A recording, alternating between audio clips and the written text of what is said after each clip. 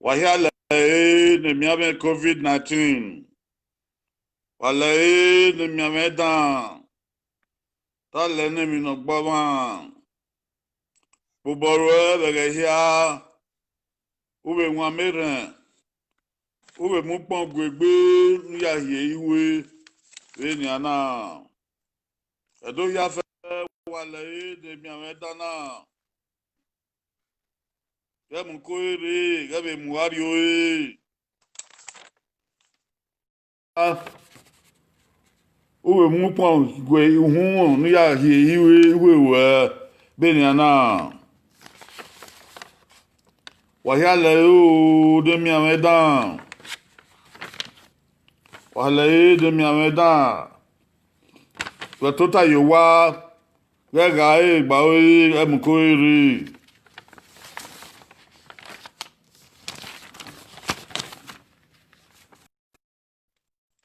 Ojagbon ya tota o pepepe.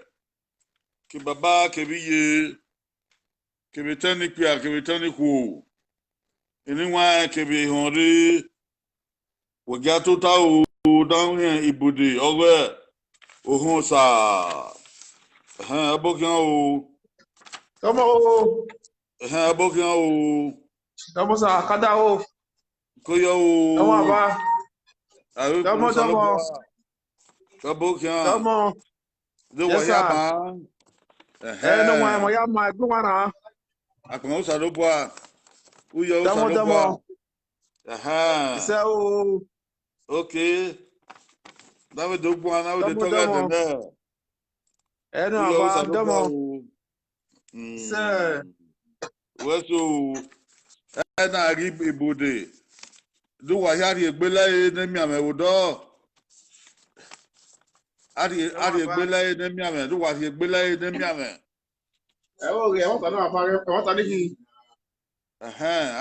Aye mi gu egbe be ni aka yo. Ara mu okun ni ehun na ya ye iwe. Amenaton ni odo la wiwe. Emi ame COVID-19 na agbele. Ege ni emi ame na dole. Odo lisan la yori. Egbo ina o. Wọ́n sì àbá. Tọ́mọ́tọ́mọ́. Kóyọ. Àbá. Mo ya fẹ́ bọ́ o. Sàrẹ́ bá gé ebi dánsẹ́ kìí máa yé o. Iṣẹ́ o, iṣẹ́ tí ó sàrẹ́ bọ́ a. Ẹ̀dùn wa mi òwe mi yá o. Ó yẹ ó sàrẹ́ bọ́ o. Iṣẹ́. Tọ́mọ́ àbá. Ẹ kó yọ bàǹgí ó tún wà yá o.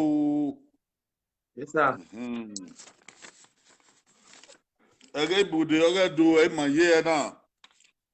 Ìfihàn o, ọ̀rẹ́ do ìfihàn o, ọ̀rẹ́ ìpè á, ìfihàn o, ọ̀rẹ́ ìkù bẹ́ẹ̀ náà yá máa mọ̀rí ẹ̀ wá pa ọ̀kẹ́ àrí òye, ọ̀kẹ́ àrí ẹ̀wẹ̀ bò, ọ̀kẹ́ àrí èsùkú, ọ̀kẹ́ àrí ẹ̀wẹ̀ rẹ̀ Ai mata na o.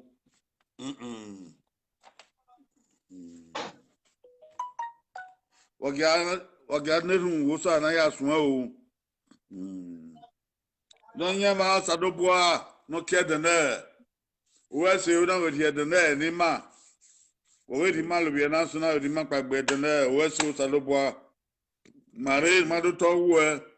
Mare madu to e ne gbe ma. Ima ya si koko mare do. Benu yi ma ima ye. Wo di ma mo yi men magame mata. Ni magame ma no wa se ti mo ti nya ya nwina wo tagun. Ma wo ma do lo wa ma yi na do lo de ma yi. Be na ga iwe he wo ge mama. La ri yo bo ma o e ma de odi eke. E bo di ke ya wa afian ko da o. Ya afian ko da o be mi ya. La o wo e ja biore do wo di go ki o. E ja biore do wo di eke o. Ma agwa ge ma da ho. Di ma ga u e. E vizo we ma u. La o ge ma we me gbe ma. Ma we me bo ma. Ma we ma te mu o ri ho ri. Salubanu dazi. Dale wo ma yi ma o. Fiangbe ma de na akibede ya. Jesus Christ no nyawa. Isa ofugba no nyama gumara o. Isa ibude oga de na. General life skills.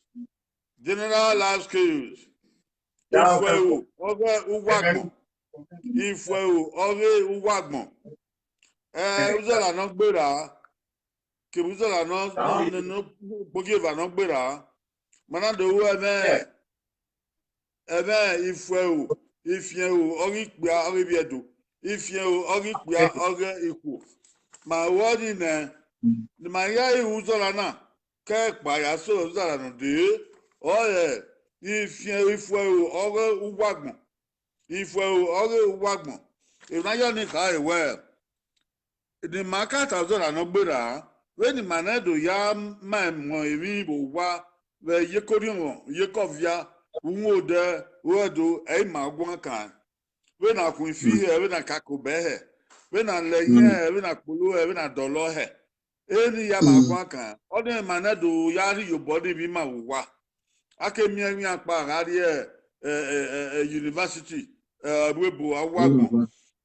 Ni mahia ita uzo ana ya asuzo anode oye nifio we oge uwagun ibna ya ni ka ewe eyi eke na kako be aritana eyi eke na kun fi aritana eyi ka na ro ogu iro pa aritana eyi eke na polo dolo aritana ibi ma no iri uwagun ibi ma no iri ebwebo emi obe ya ba bodo èmi ọbẹ ya wa bùdọ rún dọ ni èmi ní àbẹ ya yín bùdọ ní àbẹ ya kẹrin bùdọ ọkẹkẹ ni màá bẹẹ yẹ ẹ ní àbẹ gẹ náà bí àbẹ ro wà bẹ́ẹ̀ ni àyà yín hẹ ní àbẹ mú sọ ní àbẹ fìdán bẹẹbi èbò ọkẹkẹ ni màá máa èbò wá ní àmà èpà bò wá ẹ bá aṣọ ìdọ ní dẹ ìdámẹ gbé dámẹ lọkùnmá dégbò lọkùnmá ìwọ màá sọ yẹn bẹbẹ yìí hàn. Ibi ma ihe ebe dị ahịa ala he ọkake ni ma ya ebo wa ya kekpa na ga iso na ga ise gwara ya ihe na awọ ya ihe na ka oke na kekibu onye ifwe ọgwụgwagbọn na ni ma ya ka bọ tonekwa zebo kpera a ti la wo ifu ode ne ma wa ne ma do agbe abo aido agbe abo ekere la abedi ebo ekere be no la abedi ebo ekere be no la abedi ebo we ma na no to boy emi na tana emi na wena e oge ya bata e oge ya omese e oge o de fi pe e ma gbon e ata na e ma gbon be na ya yin wa gbon e ata na na ye ku me gbo nana ye kwe mu loma nana ye kwe mu yoma nana no ma we da wono na kebe nana ka we ya wa kokko na mo ata na o ebi na ya kian ba gbon wa do bi e ma so yan wa ti ebe wona be o ge ise kena na win na Ebeni atieni. Eki wa defio. Yate yemi o. Yate wa yemi. Aba ma ebe sisemesi. Ebeni omeka na ya wina. Aga isela ebo gberangbiri. Ado mi no nwa. Ado mi bieka. Ado mi woma. Ado mi nguna na wena do wina. Bena ga ya nyi ha ba na ekuwa na so mo so. O wa na ta. Du wa tege. Akiba pa ori wodo. Akiba pa ya ri oku. Bena ya nyi ha wodo o wa na ta. Ayako omo ihun rede ana wo. Oni eme na ta na. Oni ibude na ri na wana. Ibude na no konkon na o. Ogimane do mari e ne bon. Ogimane do mari e ne gbe. Na mi we eke ni ari aye. Ibi ma gbegela ibi mi oge mata. Ihe ya emesi oge mata. Na ho ya so do ye aya ya mwese gbadigbade na afenfe ma we bi ven riba we awo o mo na ma emi wa afia ma efiera afia ma efiye na awa ma emi no wa eke no ni aye o mesi no ka ki wo wa o kan ki wo yes I said tell here o to anata eba ihe na kudu ata wa ma ya yi ade o to anata e na yo ni ka ewe aro mo o kan ana we onyime no gba ana we onyime no gba o ma no yesosi ati ebe na wa be sosi ado aha to be sosi e ma na ye ibo be bi an na wo o ka kenera ke bi ye oredo na fiko ma ga igbo ga na na ya do tie ebe ni gbe ebedo ni gbe ore ebe de emiku ke be mi pua ni ya se bo ya se bo ere we de so ya anyi he bi no magba we ne so ya asin egbe he ni anyi onyime no gba iche yuwa ho wa ya ore mata salo ba no ri e dagbon na manado we ke de ade a de fiafia mi ma onyime no gba e ma wa ki ima wa en negbe ahwa bi ma se ege ne do ege iye na I said te ya runda bo agbon fi wiri agbon ofi wiri runda ni manado magaka bo we fi ko na ya mami na do mi egwe afia wa mi apa ni bo wa wa be wa o ifie o ogu agbon e ma do su ata ke na ya suzo la no de o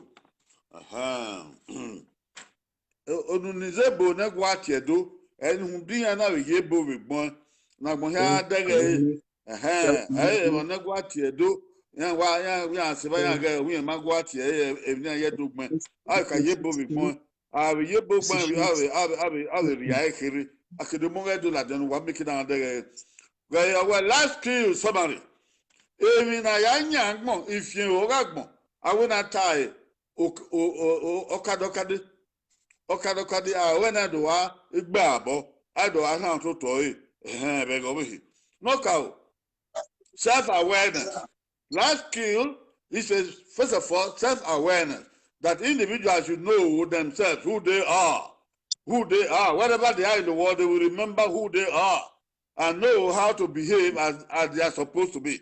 Okay, secondly, self management. You know how to manage yourself, how to carry yourself. Your father is not there, your mother is not there. You should know how to manage yourself. So you don't fall out of line. You see? Exactly. You don't fall out of line. So life skill will teach you all that. 3, social awareness. You know how to manage your society. You should know where you are.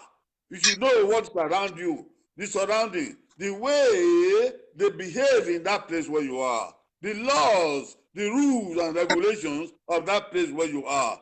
You don't behave in the university the way you behave at home. You see?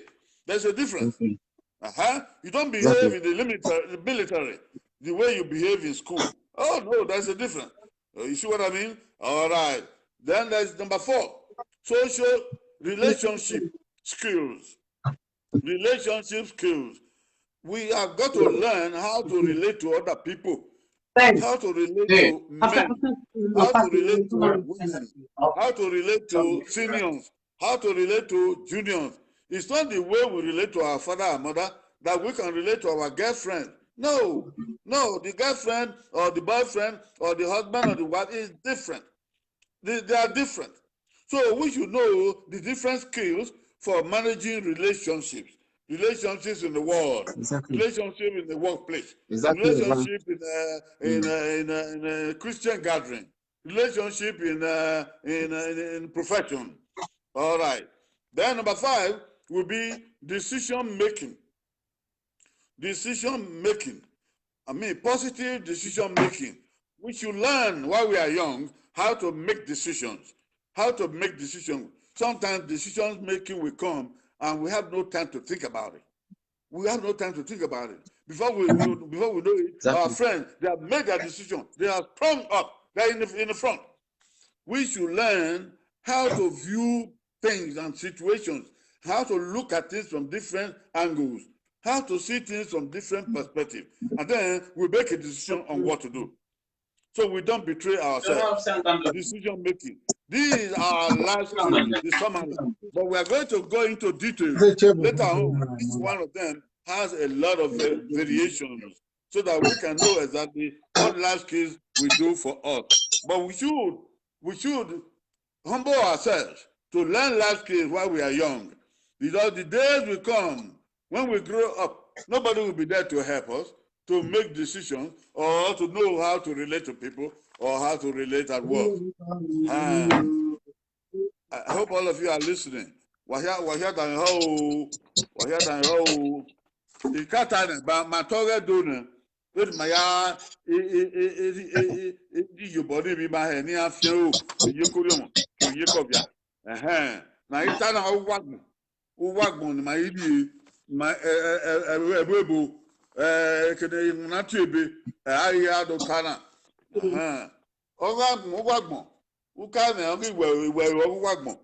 Iyi sen aga eyo ọgba kuto iyi sen aga eyi uka na iwe o na kana ọwụwagbọn wa akpa ware na iyi sen maga eyi noka e na negbe noka no do egbe na enegbe na enegbe ma eke na ni gaye no enegbe u na obi Demakiota Euki. We have Obi Ye no qua, Edodo Ariowa Euki. Who have Obiado Euki? Who have a Kayama while you had do ye? I hear no Roma.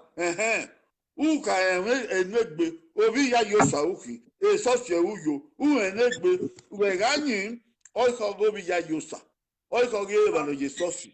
Oikoge manama emi baba oikoge manama emi eye ede wege ipabogwa agaga ho ase ye ni agbina bodo baba oikodu ro we o mi yan igbinogwo ebi yen we amayo ni Miami uwa en negbewe no dupo geba na ruwe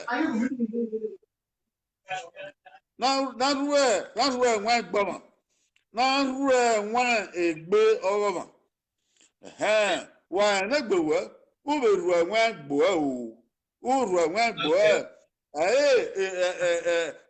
italitali no ro ogia o mese aha ni ya ma wo mi binu wa ya ruwe nwa gbewe ya ma wo mi o fe na ya gbe wa gbon no we o ga gbon we ebi no ma kama aya superbo wewe ekena mana ti oma ayo utota yo wada ma ti we ba emi na goma mume uwe keke uwe na mu moto no no afi we ma edi keke uwe uru enwe gbo be no ogbe yo ma eri aje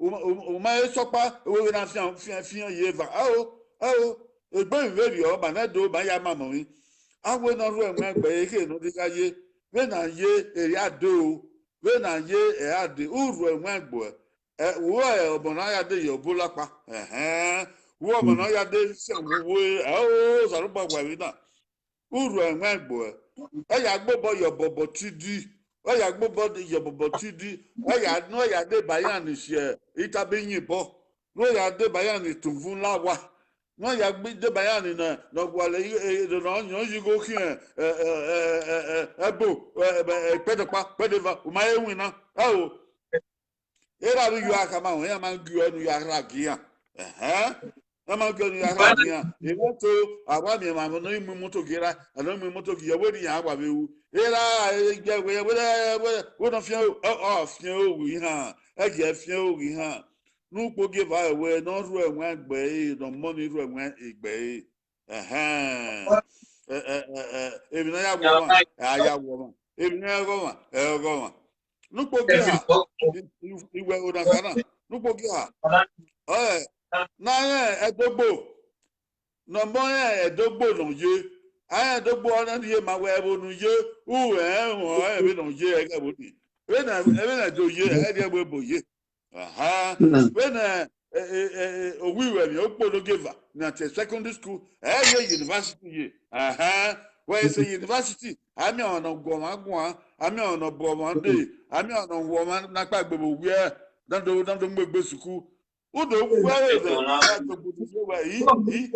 ami ono yobo no odia udo we ru ya ni abo nu ya kwa we mi bo be ni abo we mi udo we do gburu we twen wa gba ibi ebo we o wa gba ibi ebo o be ro ibi ebo o be no ro ni no wara no wa do yi we abi wi to utere egire ba a sagana ya ri ba uma ri ba ya wa di ohin anya ri owo ba we be do amenwa we edogbo na uga na o ebo na ye na uga na o yo yi wa udo gwa adole bi yi na de mewu ebi na baba bi onu ebi ni ye bi onu na de mere we ya wi u ma ga no ya wi du daga wa na do mi awon to takoyo ma gbe eku we wa wo wa be na ya ma we mi so pa yo ye wu wa gbon udo we ma so yan wa we lu gan yan wa we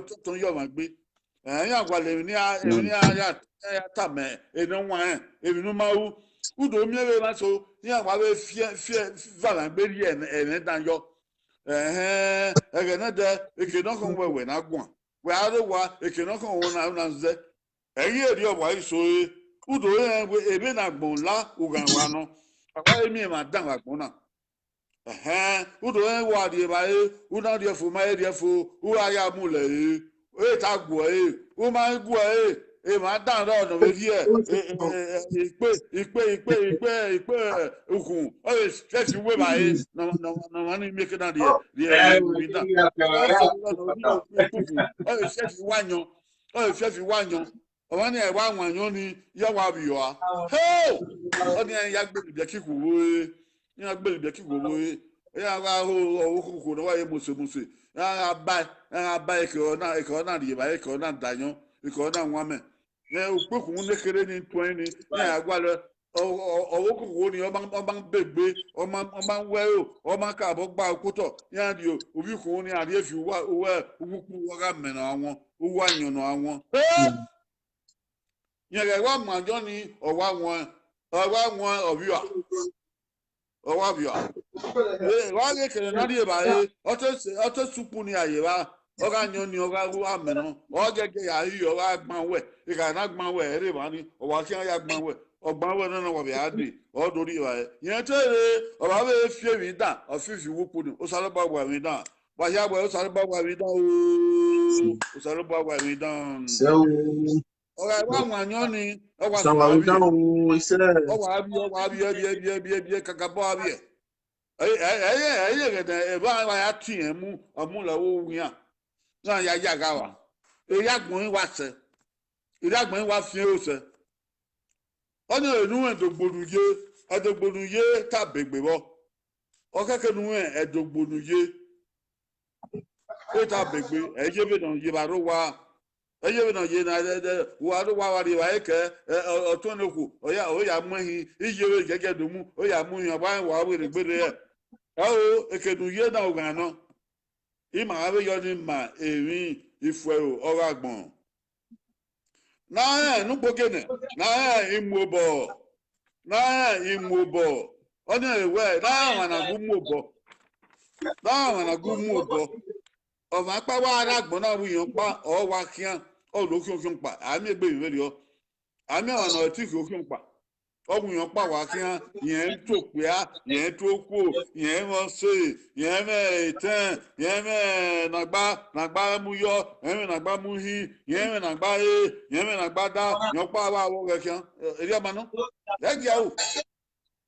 ya o so pa opa ino urin awo vanu agu mu bo urin vanu yagu mu bo e ma ya gagu mu bo e ma ya gagu ku e ma ya gagu dweki e ma ya gagu mu wa oga ise we bodo mi we wo pa seti mu wa eke na mo orun pa na mo wa igo no ro vie vie no ye wa ya wona he udo agwale e ma wa agba mu wa ọ̀rọ̀ wàá gbà mọ́ wa ni wàá kòkò ha so wà adò ha sa mẹ́ adò ha so rùpà adò ha so òwò adò ha sẹ́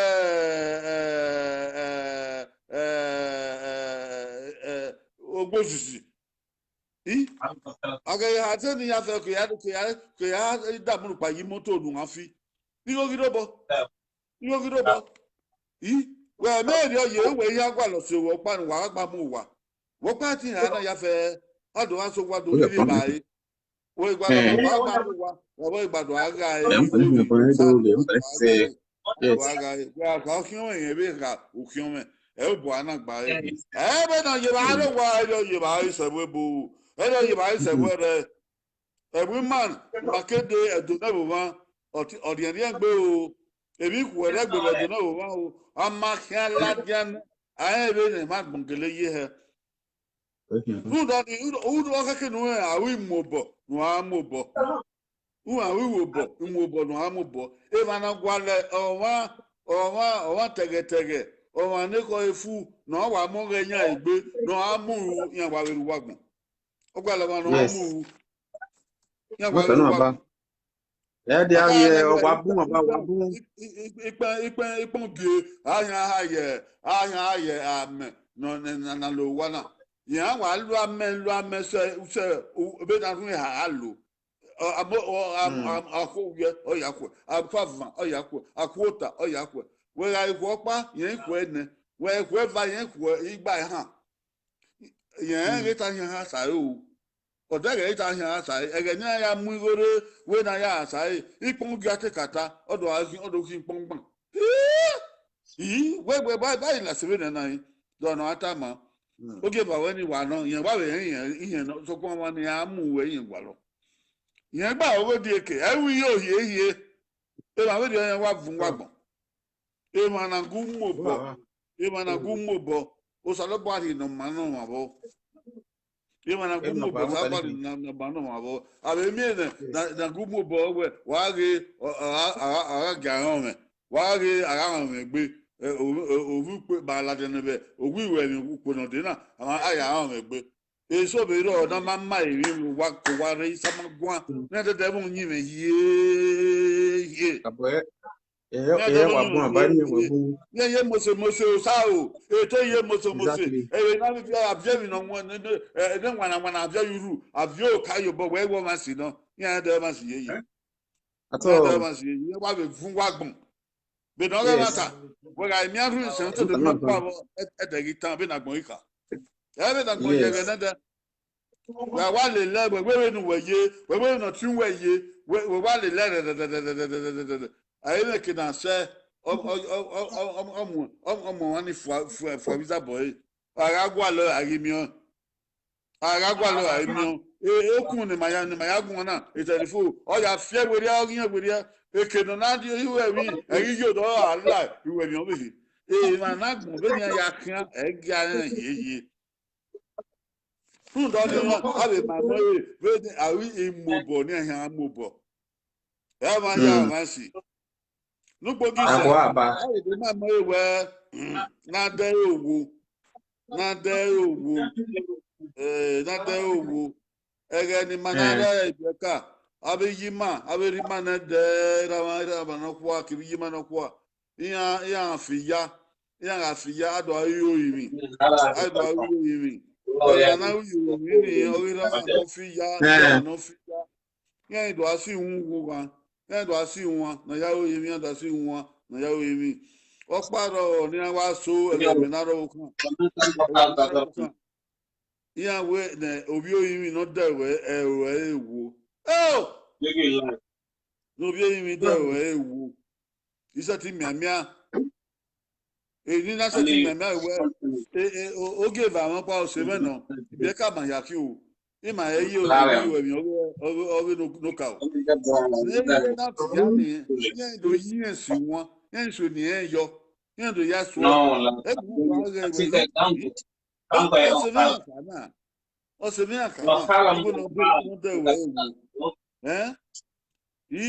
Joseph no bi oyi o de we wo uga mi ne la o na o ke bien Joseph no bi oyi mi o de we wo uga ni ya o na o bien ogu ajere emi ne la te unu oba a do aviation do avie mebe ba ugu ajere emi ni ya te unu a do aviation wọ́n ní ilé mi bẹ́ẹ̀ ńgbẹ́ ní wọn ní ùdọ̀ ùtò gbọ́ ẹ̀yàn bẹ́ẹ̀ náà yà wú èmi hẹ̀ ùtò gbọ́ ẹ̀yàn bẹ́ẹ̀ náà yà wú èmi hẹ̀ bí wọ́n lò ó wọ́n yẹ̀ wọ́n lò ó yà máa lò ó wọ́n yẹ̀ wọ́n lò ẹ̀hẹ̀ lọ́wọ́ fi bọ̀ náà wọ́n yẹ̀ wọ́n lò ẹ̀hẹ̀ lóyè náà wọ́n náà gbà inú ẹ̀ ùdọ̀ òwò ọ̀tún ìgbòho náà rí yé náà irú kì í á rí mi ẹ̀ irú kì í. Wa nyo o mai gba wa o le ba o fi o mai gba o le na o da we na do mi ewu e bi na ate unu o mai mi no do we nu a o via sien o da we na do mi we nu ye ate unu wa ga ri ate unu ye ire ba no we nu a o via e na do ya bia ba ke no wa e ni olana egbabo kan ake ewu emi ya fe o wa erun ake mu won pa ma na do ope ni ma won ni lu do ni ai mo ni okan na mo nu bia no wa yo godogo o wa tan se we o ni ma die ma go emi ya ọkàn ọmọ bí ẹni kú ọwá dìgbà ọwá ya ní ètò ìgbọmọ ọwá àrí ẹwọn Coca-Cola yẹn bá lè dìgbà wẹgbẹ ọ ní má di má rọ yẹn rí ìyá ìmọ̀ ọ̀nùwẹ̀ bíẹ́ náà yàwẹ̀ sẹ́nu ẹ̀ nùsàlùbà yàwẹ̀ sẹ́nu ẹ̀ egbò wa dà nùsàlùbà yàwẹ̀ sẹ́nu ó rí yàn tó ta àmà yàn hàn mí wọ́n ní yàn dẹ́ ìwé yàn wò. Rami ya mi ede ya fe yemi wa mi ede ya fe ude wo ma ro wa obu yemi awo de mi me yemi ari wa yemi aho pon me rami wa fi wa me rami am keke me so aga na de na teni aga inwana ado be ko mi aga de ado ẹ̀rí ẹ̀wà ni bàbá bọ́ mọ́ ìhàn ìgbéyàn bẹ́ẹ̀ bá a pa wọ́n mà náà do awéwì náà ayébukú òwà náà ayébukú òdè náà ayébukú ẹ̀ mọ̀ wá mùtò yàn ẹ̀gẹ̀dẹ̀ ẹ̀rí òwe bàbá ẹ̀yà ahẹ́ ìhà ayébukú èmi nù wẹ̀ ẹ̀ lagbọ̀n ebè nù wẹ̀ ẹ̀ lagbọ̀n ìwùnà nù wẹ̀ ẹ̀ lagbọ̀n wọn á yóò bọ̀ wẹ́wù ẹ̀rí ẹ̀ nà hẹ́ mi lagbọ̀n. Oye ni ra be ungo moto iye na ungo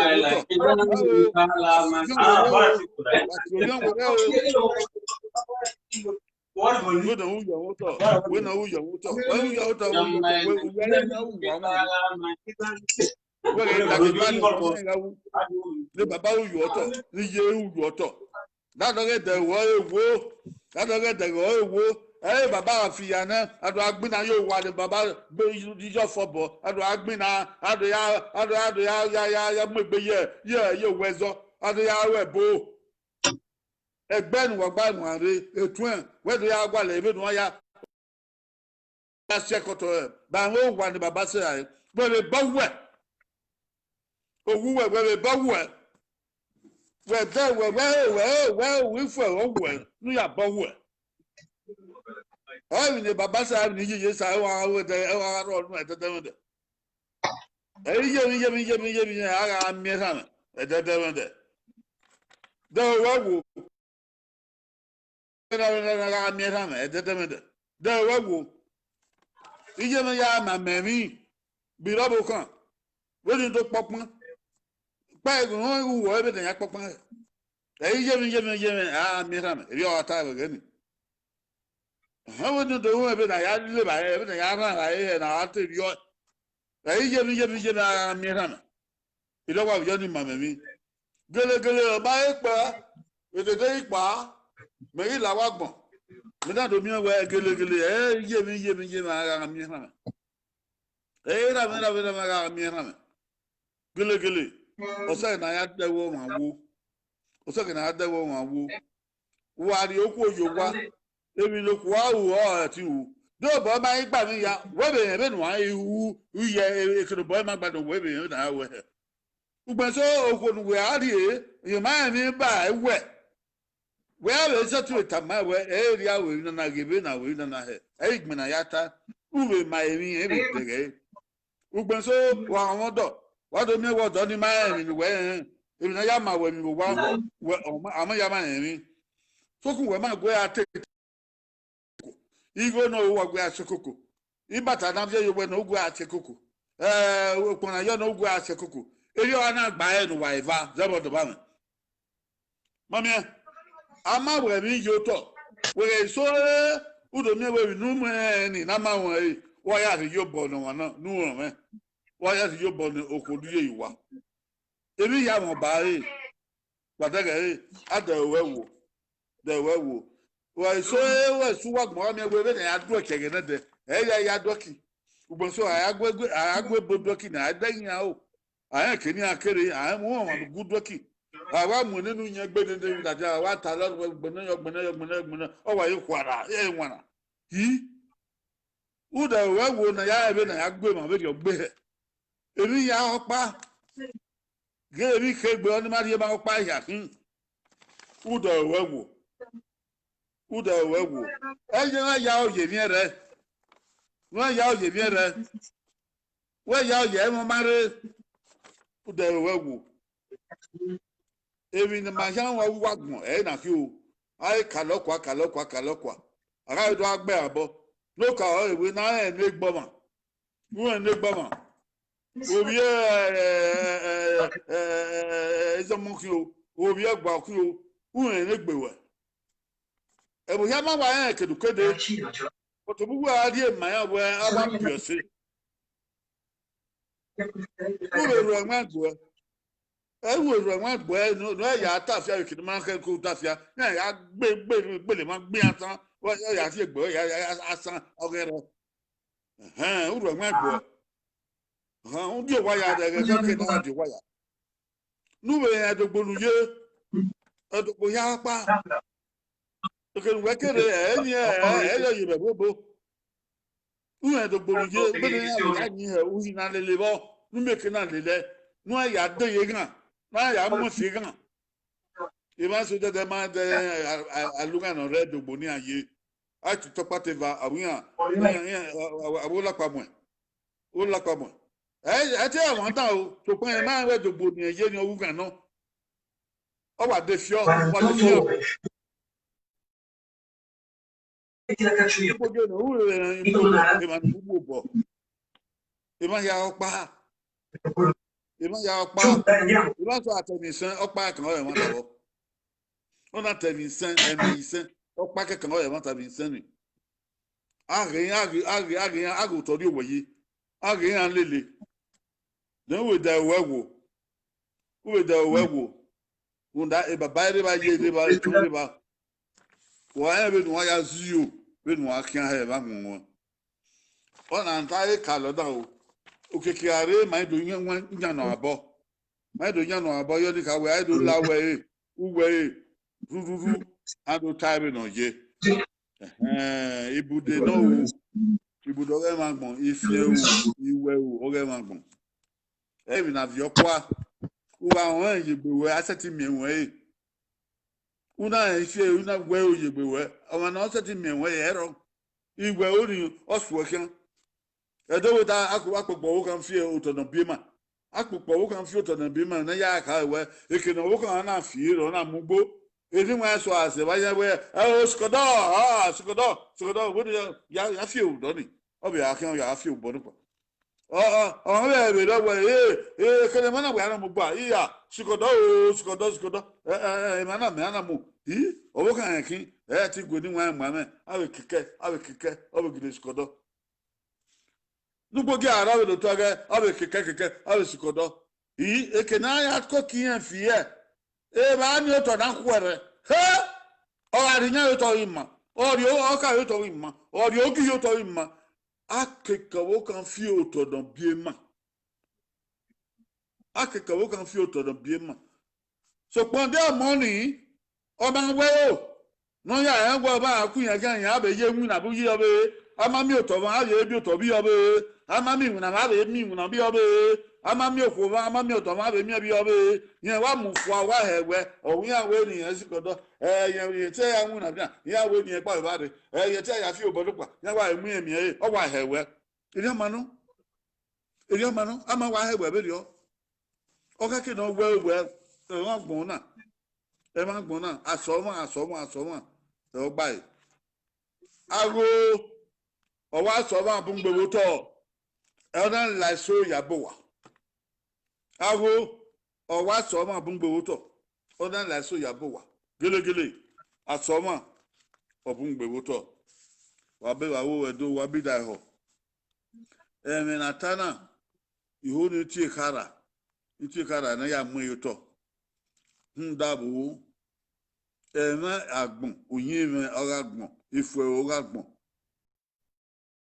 kana oke na ri eye dagbon wa ogo orin upe oge no baka ya ti kara na no kan mi ebi mani bi edo beni ma yibu wa ke beni ma yibi si uri ayo da ho uri ai ti kara na do ko owe do ko emonu koko do ko etun nu koko nu sien o do ko ebi egbe we ni baba fi yoto do ko emoso nu beni asakan agwe na ya we mi mani bi edo ma we mi ma giri na we na gigbe ewu o ami on no fo na tagun ya we mi eke na baku abe ro abe yo body gboma na ya kore sabado he dagun no mani ma uda ho e kara na ebi tan won ogbon ovi ewe va ka ewe ami hon re soro iyan de gba okoto awuyan oriso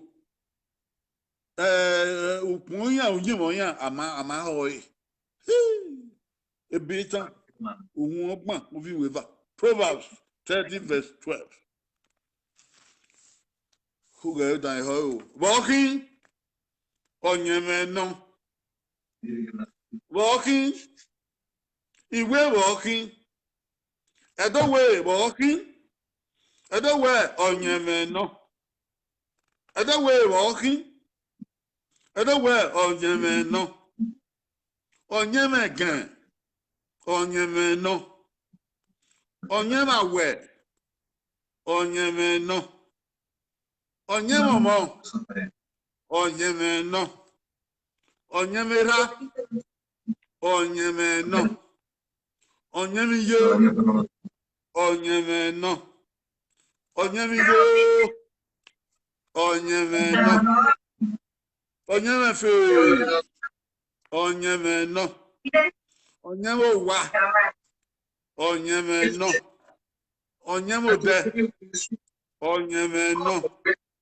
onyemose onyemeno onyemukwegbe onyemeno onyemegberame onyemeno onyemutome onyemeno onyemeti onyemeno onyemiwobo onyemeno onyemi wegbe onyemeno walking onyemeno iwe walking onyemeno walking ko wasunu iwe walking na mahemi ede walking nuwana yedo yunu walking nuwana ye egbuwa yunu walking nuwana kin egui na ifo ka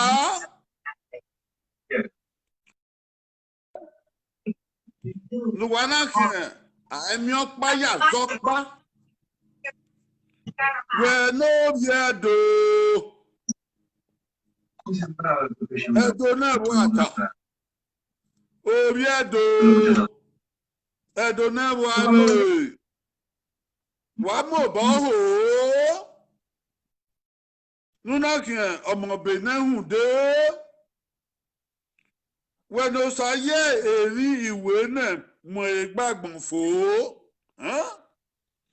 we no saye ekesugie wehe umame na bedo wa mo bo ho kian we ne webo wako deba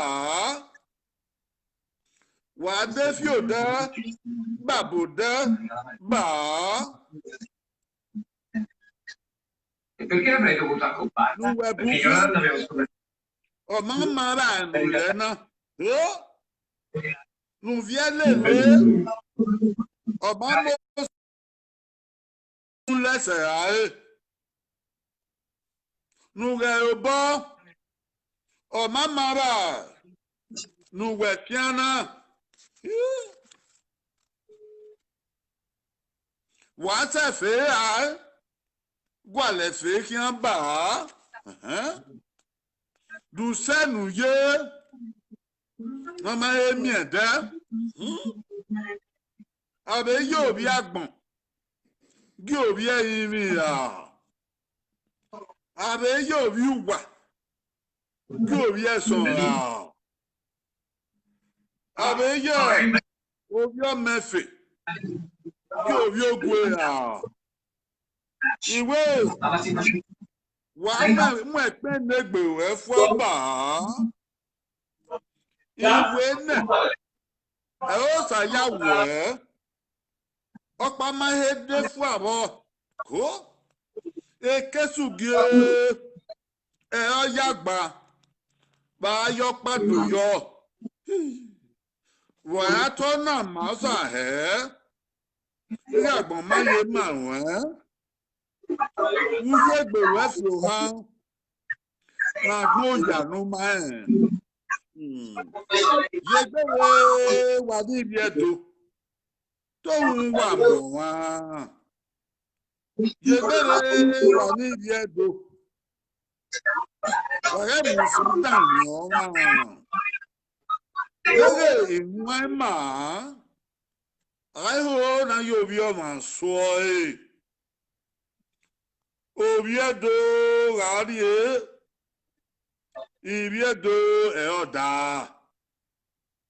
nọ́másì ìgbàgbọ̀n tó yẹ òpòpò kọ ló tiẹ̀ wẹ̀sìn ìgbàgbọ̀n rẹ́yẹ̀ òpòpò kọ ló tiẹ̀ orí àlekè lẹ́gbẹ́ gbàna orí àlekè lọ́sẹ̀ gbàna wọ́n kẹ̀rù ẹ̀ jí nùnà gbègbè wẹ́ gbótọ́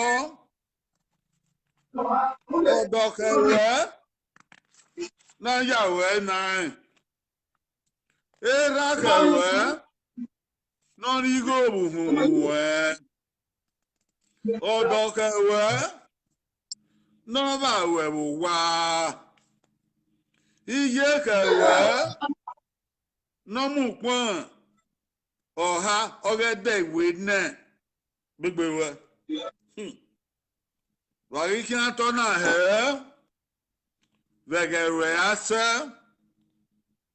Egbegi amomo.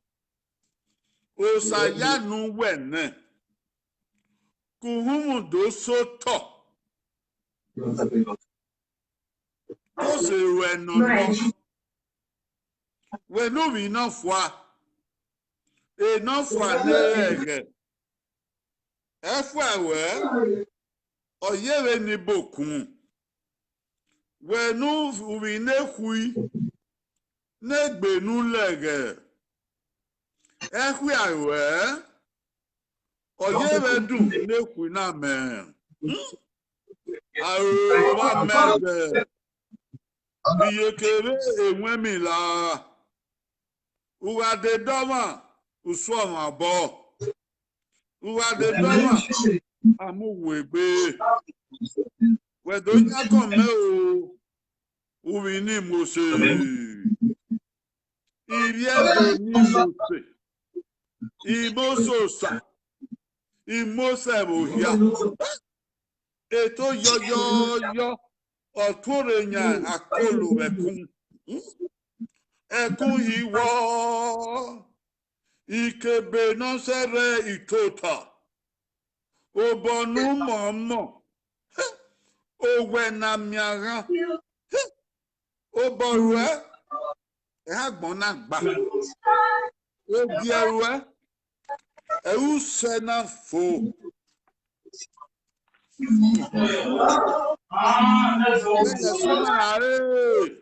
Uwidi mose. Bawo kya. Wede na webo. Gele sima ae. Uwini mose. Womu boki.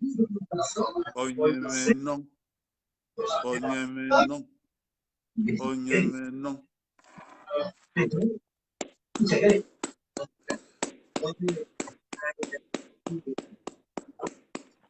Ba ma ta toge dene. Wa mi devedo. Uchichi ewebo. Ati ebena. Wa ya bitota. Wa bi da ho. Salo balun dazi. Ebe nwe ya fe nuri mama ni mata dene. Ori we o. Ori fian o. Na we wo wa. Akigari agun. Emi anu gela ma ho dia. Ni maya we ni maya ma mo mi. Se gbogbo anda no kuma dia. O we mi no maga gboro di paru mare. Gaire no masa akibie do ya feba. No masa maga.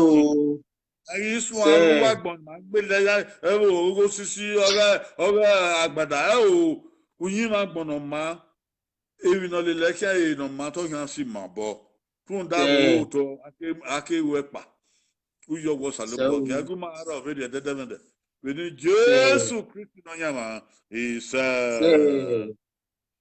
wa ya we isa wa ya bokia idego wa ya o ide wa ya iku akiri ku e wa weso ya to ya mu dia so to ta kokokokokoko ogban we dian ugi bo no pa na wese ai si to na gbon ya o wa ya nu to ta wa da egbu wa ya no re wa da egbu wa en gbu wa ai si so jan gbon ya we nu wa we ya re salo ba no we ri yo bo no ri afian gbe nu wa ya pion en ge se yo ni ka we na ta na nu we ri egi ma no ma re ma eba no roku nwe ya fe ya ibe ho ya nyi wagbon wa ya pion subscribe yo ni ka we na do una ujo bo bae na je ga we na keki ma fo awe na ma no demu abi atalo bae wa yo bo bae bo du wa bun ori ma na do eri wi wa ari biago dieke afian gbe ya no ni ma wo afian gbe no wa ya fe ka son ki wa wa wi an do we baba do we ye do we tendo wa ya le ni mi amu ofun gbanya ni ma go wa ya fere o ededemende isa so be ki ya kwe ma do negun wa wo salobua ebo na we wa ya baba o ebo na we wa baba o we se na re do de baba o boda uyo salobua ebo we baba